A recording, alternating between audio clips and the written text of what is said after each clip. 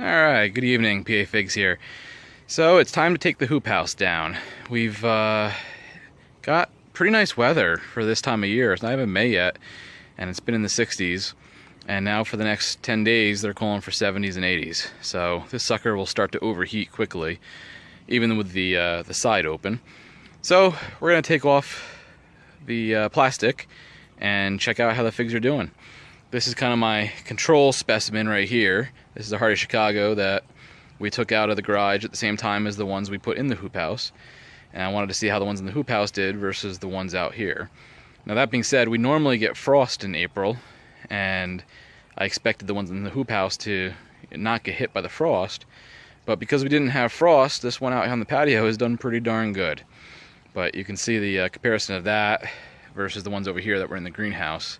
Greenhouse ones are fully leafed out and growing. The one out here on the patio is leafed out, but not growing real strong yet. It's just starting to wake up. So another week or two, it'll probably start growing pretty strong. All right, let me get this plastic off and we'll see how things are doing. All right, the hoop house is uncovered. You can see the fig trees did pretty well. My large black Madeira, not looking great in there. It didn't really leaf out as well. One side of it did, but well, we'll see how that goes. But the rest of the trees, they seem to have leafed out pretty well. Let me see if I can get the sun out in the middle of the picture. Yeah, you know, they budded out. I really wouldn't say there's an awful lot of difference, though, between the hoop house and the Hardy Chicago.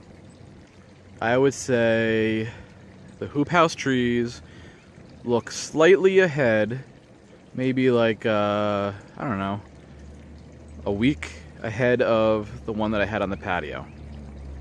So it didn't buy me an awful lot, but again, you know, it wasn't that cold this April. Had it been a normal April where we'd gotten frosts, these trees would all look like this, leafed out nicely.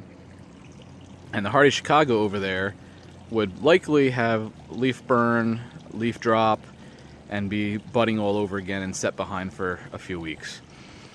So, test to be continued next year.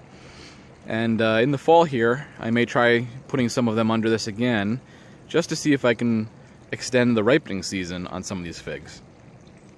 But so far, wasn't really worth the trouble. But I have great expectations for colder seasons, and we'll see what happens. I'm PA Figs, good figgin'.